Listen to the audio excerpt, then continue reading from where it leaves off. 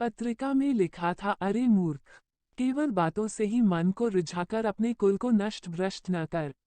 श्री राम जी से विरोध करके तू विष्णु, ब्रह्मा और महेश की शरण जाने पर भी नहीं बचेगा।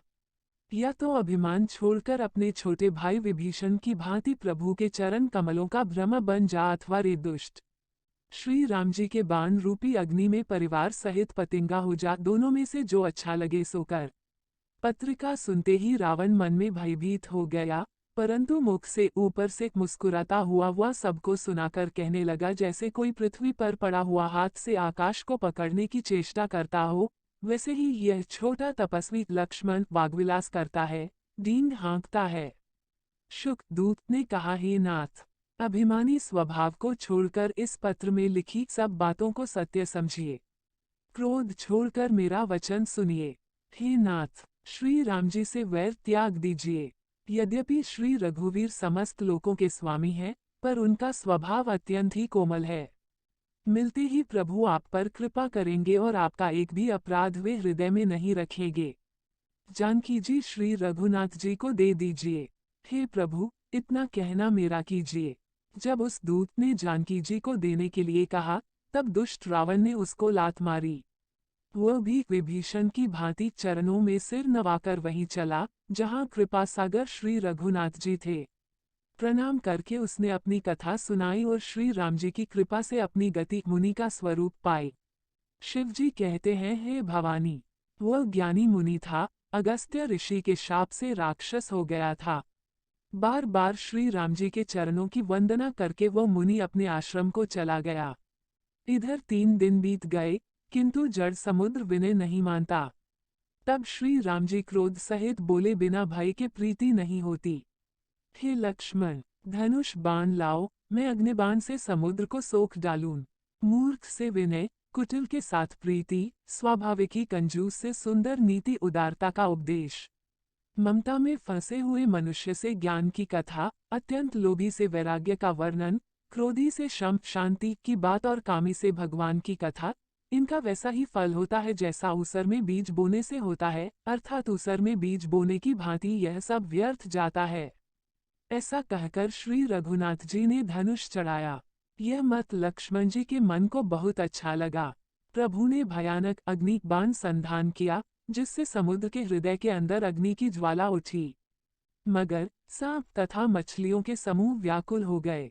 जब समुद्र ने जीवों को जलते जाना, तब सोने के थाल में अनेक मणियों रत्नों को भरकर अभिमान छोड़कर वह ब्राह्मण के रूप में आया। काकभूषुंड जी कहते हैं, हे गरुड़ जी, सुनिए, चाहे कोई करोड़ों उपाय करके सींचे, पर केला तो काटने पर ही फलता है। नीच विनय से नहीं मानता, वह डांटने पर ही झुकता है, रास्ते पर आता है। समुद्र ने भयभीत होकर प्रभु के चरण पकड़कर कहा, हे नाथ, मेरे सब अवगुण दोष क्षमा कीजिए। हे नाथ, आकाश, वायु, अग्नि, जल और पृथ्वी इन सब की करनी स्वभाव से ही जड़ है। आपकी प्रेरणा से माया ने इन्हें सृष्टि के लिए उत्पन्न किया है, सब ग्रंथों ने यही गाया है। जिसके लिए स्वामी की जैसी आज्ञा है, वह उसी प्रकार से रहने में सुख पाता है। प्रभु ने अच्छा किया जो मुझे शिक्षा दंड दी, किंतु मर्यादा जीवों का स्वभाव भी आपकी ही बनाई हुई है। ढोल, गंवार, शूद्र, पशु और स्त्री ये सब शिक्षा के अधिकारी हैं। प्रभु के प्रताप से मैं सूख जाऊंगा और सेना पार उतर जाएगी, इसमें मेरी बड़ाई नहीं है, मेरी मर्यादा नहीं रहेगी। तथापि प्रभु की आज्ञा अपेल है, अर्थात आपकी आज्ञा का उल्लंघन नहीं हो सकता, ऐसा वेद गाते हैं। अब आपको जो अच्छा लगे, मैं तुरंत वही करूं। समुद्र के अत्यंत विनीत वचन सुनकर कृपालु श्री राम जी ने मुस्कुराकर कहा, हे तात, जिस प्रकार वानरों की सेना पार उतर जाए, वह उपाय बताओ। समुद्र ने कहा, हे नाथ, नील और नल 2 वानर भाई हैं। उन्होंने लड़कपन में ऋषि से आशीर्वाद पाया था। उनके स्पर्श कर लेने से ही भारी भारी पहाड़ भी आपके प्रताप से समुद्र पर तैर जाएंगे।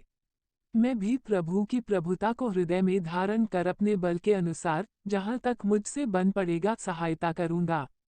हे नाथ, इस प्रकार समुद्र को बंधाए, जिससे तीनों लोकों में आपका सुंदर यश गाया जाए।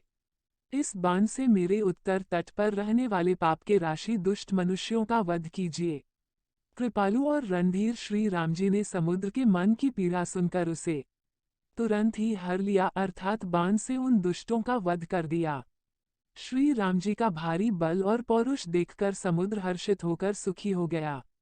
उसने उन दुष्टों का सारा चरित्र प्रभु को कह सुनाया। फिर चरणों की वंदना करके समुद्र चला गया। समुद्र अपने घर चला गया। श्री रघुनाथ जी को यह मत उसकी सलाह अच्छी लगी। ये चरित्र कलयुग के पापों को हरने वाला है। इसे तुलसीदास ने अपनी बुद्धि के अनुसार गाया है। श्री रघुनाथ जी के गुण समूह सुख के धाम, संदेह का नाश करने वाले और विषाद का दमन करने वाले हैं। अरे मूर्ख मन, तू संसार का सब आशा भरोसा त्याग कर निरंतर इन्हें गा और सुन। श्री रघुनाथ जी का गुणगान संपूर्ण सुंदर मंगलों का देने वाला है।